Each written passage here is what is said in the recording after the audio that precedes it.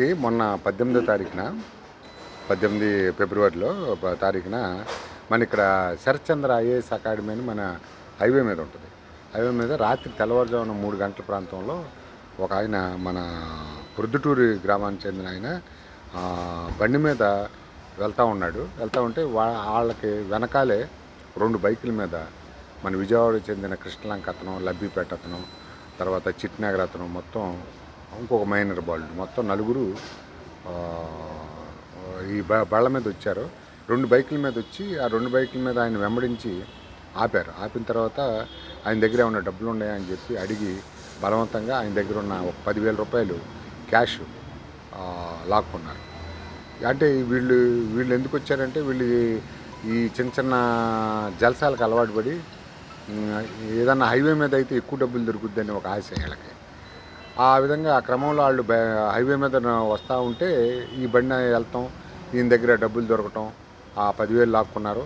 ఆ లాక్కున్న తర్వాత మళ్ళీ వాళ్ళు వాడే బైకులు కూడా చాలా స్పీడ్గా వెళ్ళే బైకులు అయ్యి, కేటీఎం బైక్ అని, పల్సర్లో కూడా బాగా హై స్పీడ్ ఉన్న వెహికల్స్ అవటం వల్ల అతను ఎవరైతే బాధితుడు ఉన్నారో అతను వెంబడించడానికి కూడా అవకాశం లేకుండా పారిపోతే తర్వాత మనకి ఆయన తెల్లవారుజామున వచ్చి రిపోర్ట్ ఇవ్వడం జరిగింది. ఇమీడియట్గా మన కంకిపాడు పోలీసు వారు సిఐ గారి ఆధ్వర్యంలో ఎస్ఐ సందీప్ గారు, తాతాచార్యులు గారు స్పందించి హైవే మీదకి వెళ్ళి అన్ని వైపులా కూడా చెక్ చేశారు, వెహికల్ చెకింగ్ చేశారు. అయితే ఆ మనుషులు దొరకటం జరగలేదు, బైకులతో సహా పారిపోయారు. తర్వాత మనకున్న సాంకేతిక పరిజ్ఞానంతో మనం ఆల్రెడీ అప్పటికే మనం కంకిపాడు గ్రామంలో ప్రజల సహకారంతో మనం చాలా అన్ని ప్లేసుల్లో కూడా సీసీ కెమెరాలు ఏర్పాటు చేసుకున్నాం. అదేవిధంగా హైవే కవర్ అయ్యేటట్టు కూడా చాలా సీసీ కెమెరాలు మనకు ఉన్నాయి.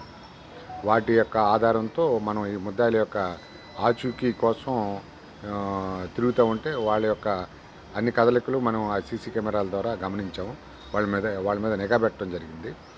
ఆ క్రమంలో ఈరోజు వాళ్ళు మళ్ళీ మన వైపుకి వస్తున్నారని తెలిసి ముందుగానే వెహికల్ చెక్కింగ్ ఏర్పాటు చేసుకుని బైపాస్ రోడ్లో వాళ్ళని 2 బైకుల మీద వెళ్తుంటే వాళ్ళని అదుపులోకి తీసుకుని విచారించడం జరిగింది. దానిలో భాగంగా వాళ్ళ వద్ద నుంచి ఒక 5 బైకులు మన ఏరియాలో థెఫ్ట్ అయినాయి.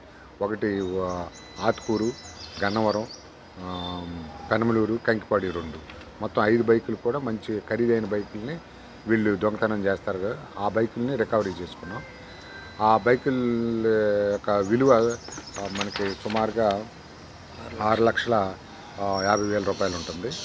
అలాగే అతను బాధితుడి దగ్గర తీసుకున్న దొంగిలించిన 10,000 కూడా వారి వద్ద నుంచి వసూలు చేసుకోవటం జరిగింది. ఈ యొక్క ముద్దాయిలు ఎర్రంశెట్టి బాల విఘ్నేశ్వర అనే అతను, చిట్నగర్ అతనికి గతంలో ఒక ఫోక్సో కేసు ఉంది.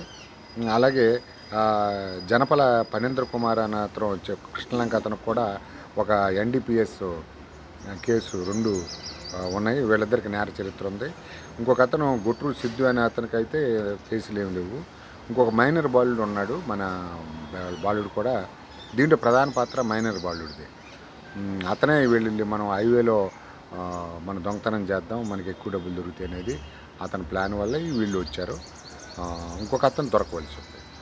అతను కూడా పట్టుకుని చేస్తాం. దీనిలో విశేష ప్రతిభ కనపరిచిన ఎస్ఐ సందీప్ గారిని, ఎస్ఐ తాతాచార్యులు గారిని, దీని కేసును పర్యవేక్షించిన సిఐ మురళీకృష్ణ గారిని, మరి వాళ్ళ సిబ్బందిని కూడా బాజీబాబు, PSN మూర్తి, కె చంద్రబాబు, చంద్రబాబుని కూడా అభినందించడం జరిగింది ఈ కేసులో. ఎందుకంటే అప్పటి నుంచి 5 రోజులు మట్టి వాళ్ళ యొక్క కథలకు మీద నిఘా పెట్టి